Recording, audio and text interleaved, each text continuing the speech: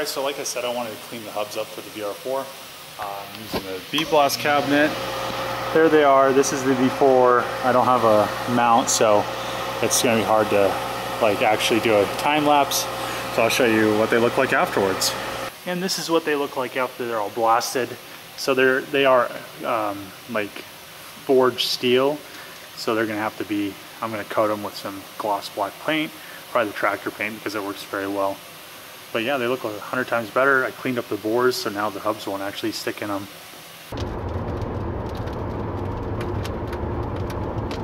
So it kind of rained a little bit, which is kind of nice because my house was getting pretty hot. The guy's not going to be able to come by until Tuesday to charge the AC. He came by and looked at it today, but he said he just was coming by to check it out to see what he needed. So yeah, it rained. I'm heading over to Big R. I need to get some black, like gloss black spray paint to paint those knuckles for the VR4, and then I need to get some like of that Landmaster stuff because I ran out last time I did my weeds and my rocks in my front yard. So I'm gonna buy another thing of that.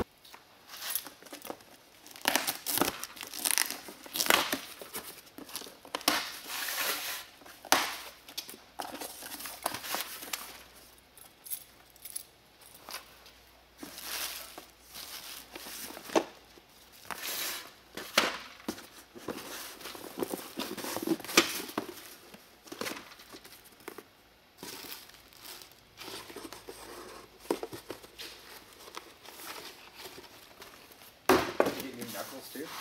No, I blasted those earlier. Oh. So I'm gonna paint them because they're all fucking nasty. Where'd you order those from? Rock Autumn, because they're the one that sells Timken hubs. Well, eBay sells them, but What is O'Reilly can get them? you know, they don't carry Timken anymore. Look at that. Look at that bearing tie. Feel that. I masked off the knuckles and I got the new hubs finally. FedEx dropped them off. They're supposed to come, they said Saturday. Today's Friday. I don't know. Dad said they're at the house, so I have my hubs. They actually fit on the axles, and I masked these off. I blasted them earlier like I showed you guys. I masked this surface off with a hubs bolt so it doesn't get painted, and then I masked off the where the speed sensor's going. I'm not sure if I'm going to actually put the speed sensors back in. I really don't care about ABS. I might just delete the light. And then right now I'm going to paint these. So,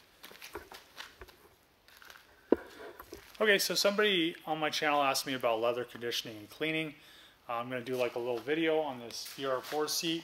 It's a pretty bad example. It's not cracked or anything, but the leather is really hard, and so I've already conditioned it once. I'm going to do it again. So the main thing is I use this Lexol stuff. This is the cleaner. You get a rag and you get it really wet because you want it to foam. So unless if it doesn't foam, it's not really working. So I'm going to kind of foam this thing up, and then after that you dry it off. So.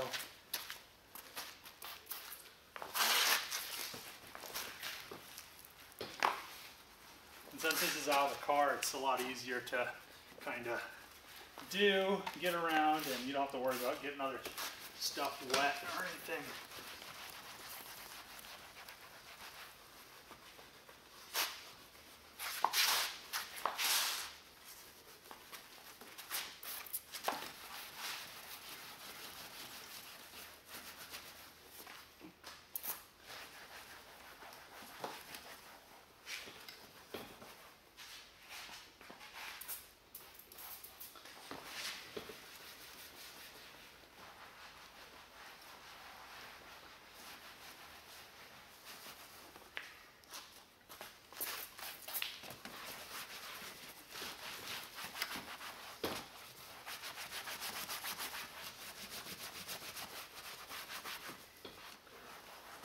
You kind of want to get in the cracks of the seat as well.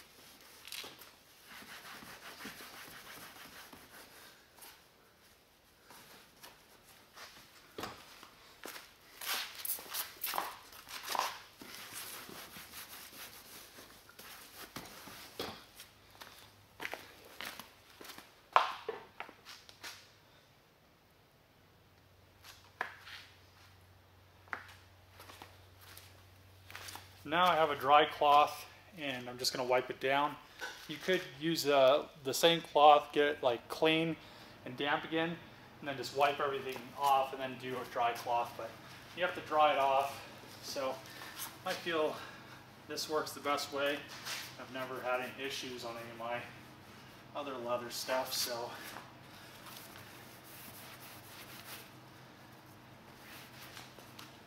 In newer cars, you don't have to, it's like easier to clean the leather because they're not so deteriorated.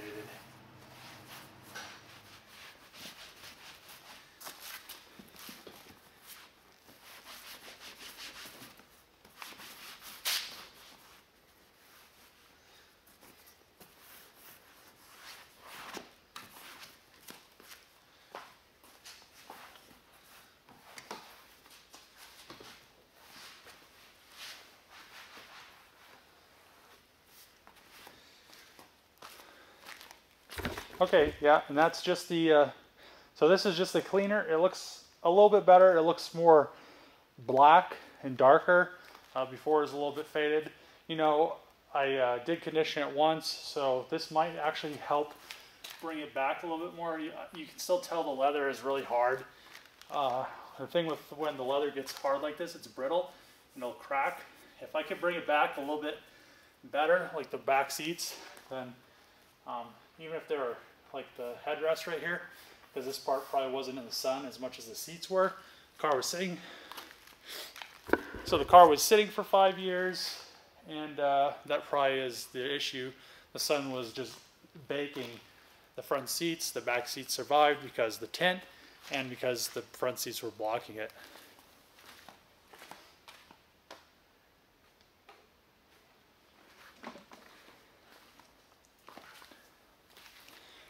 So now I'm going to use this leather conditioner. It's the same brand, Lexol. It's what I use on all my stuff. This, you're supposed to wipe it off, but usually when I do like the BMW or like my grandma's Lexus, stuff that's new and the leather's actually been taken care of, I do wipe it off. But in this case, this is so hard, I want it to absorb as much as I can, so I'm going to give it a really good soaking, and then it should absorb most of that, make the leather softer, and then maybe tomorrow or the next day I'll wipe it off, whatever residue's left, but usually it sucks it all up because it's such dry leather. So I'm going to condition it now.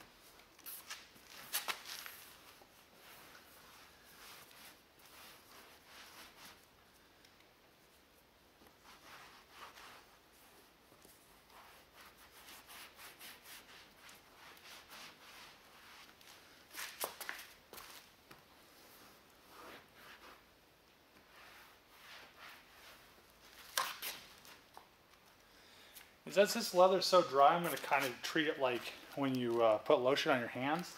I'm going to give it a nice wet coat and just let it sit overnight.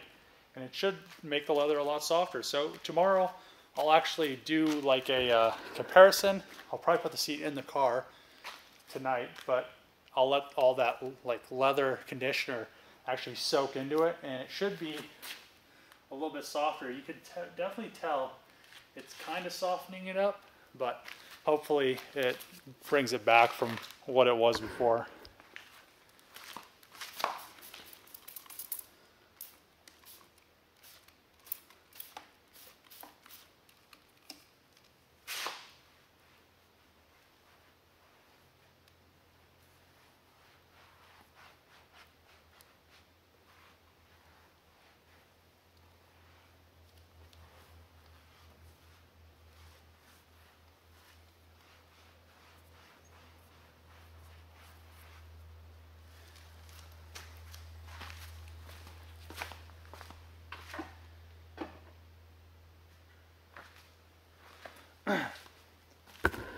So you definitely can tell the seat looks a lot better than it did. I just want it to be soft so it doesn't crack, because they are decent seats. They're not great, but you know, if I can bring it back with some like love, then that'll be better than actually having to find like leather VR4 seats. They're actually pretty hard to come by. And then on the other side of that, finding somebody at Pulse or something that actually does a good job nowadays, because it's becoming such a hard trade. A lot of people don't actually learn how to do it anymore. So finding the people that can do it well is very hard. So bringing a seat like this back to life is actually worth doing because it's so hard to actually find a good seat or having it reupholstered. You can tell from the headrest. It does look like it's gonna maybe come back a little bit. I might give the headrest another little coat of stuff, but I think it'll be maybe a little bit softer tomorrow. And I'll just, you know, my leather and stuff in my cars I usually take care of.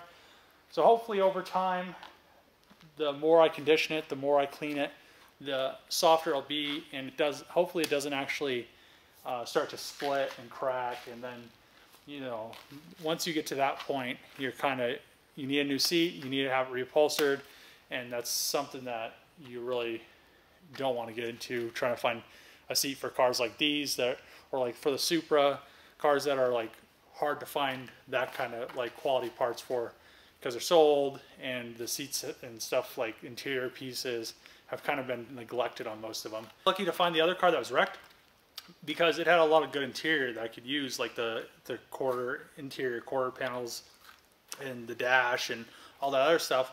Luckily, that stuff was good in that car because all the ones in the junkyard are cracked as well. So that guy actually took care of the car, and it probably sat in the garage. It was probably like his toy car that he didn't actually just like leave sitting in the sun like this one that I'm putting all the stuff into.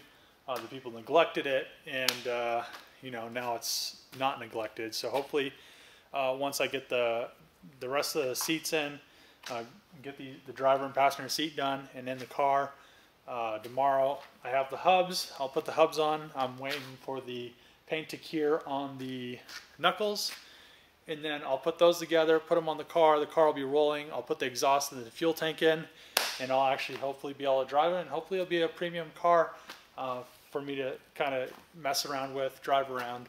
You know, I put a lot of work into it. It had a good engine, good drivetrain. I pulled pretty much all the drivetrain out of the other car, and hopefully it treats me as good as the last driver, as long as it doesn't get in another wreck. So I just pretty much have a few things to do. Fluids, the power steering and the fluid, because it has rear steering, is probably going to be a little bit of a pain to bleed. There's like a bleeder screw in the back, but I think tomorrow I should have most of it done, and it should at least be rolling and rolling under its own power. So I'll put the fuel tank in and exhaust, and you know, hopefully you guys like this project. I'm not sure what I'm going to do next on this car. I'm thinking maybe coilovers if I keep it. If I keep it, it'll probably be coils and maybe some other stuff. Fix some stuff here and there. The little compartment for like your stuff at the end of the like center console was kind of broken. I'll put the old one back in, clean it up, put it in, and hopefully I can find a good one at the junkyard one day. But yeah, I hope you guys like these videos. Hopefully, you know, they're informative and you actually learn like some stuff. I know it's pretty hard to actually show a lot of stuff on how to do stuff and make it interesting, but hopefully I do, and hopefully the ones that like it subscribe, and thank you for watching.